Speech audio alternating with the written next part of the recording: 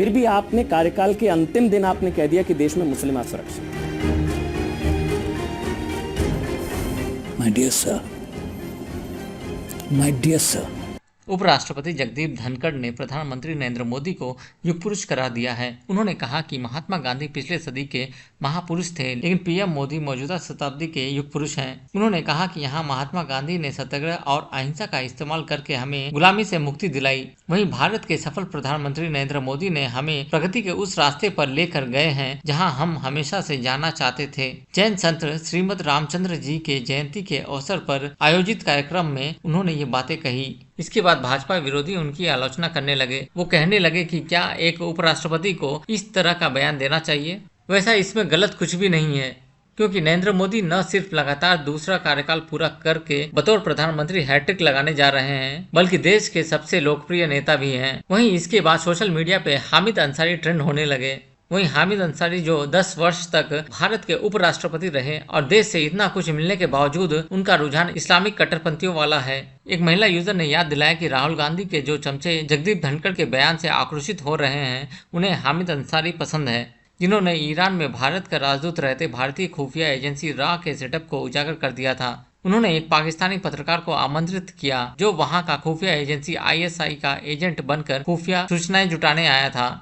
उक्त यूजर ने लिखा कि कांग्रेस ने हमेशा अपने राजनीतिक फायदे के लिए देश की सुरक्षा के साथ खिलवाड़ किया था। वहीं रवीश नामक एक यूजर ने हामिद अंसारी की उस इंटरव्यू का क्लिप शेयर किया जिसमें पत्रकार अमन चोपड़ा ने उनसे पूछा था कि 10 वर्ष उपराष्ट्रपति रहने के बावजूद उन्हें अंत में क्यों कहना पड़ा कि मुसलमान असुरक्षित हैं। याद दिला दें कि रा के पूर्व अधिकारी सूद ने 2019 में प्रधानमंत्री नरेंद्र मोदी को पत्र लिखकर हामिद अंसारी के रोल की जांच करने की मांग की थी। सूद ने 1991 में भारतीय अधिकारी संदीप के अपहरण का भी जिक्र किया था। इस मामले में हामिद अंसारी पर लापरवाही का आरोप भी लगा था। सूद ने बताया था कि रतन सहगल नाम का एक व्यक्ति हामिद अंसारी का सहयोगी था। उस दौरान वो IB में था। रतन सहगल ने ही वैज्ञानिक नाम्बी नारायण को साजिश में फंसाया था और उनका कैरियर तबाह कर दिया।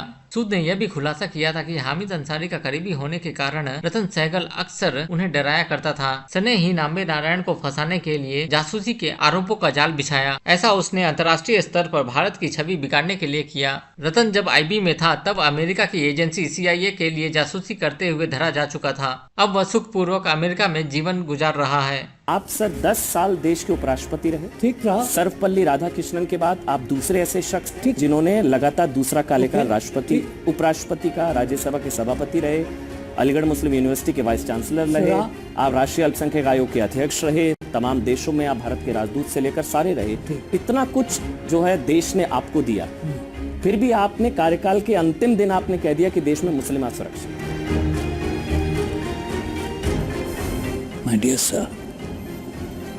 my dear sir,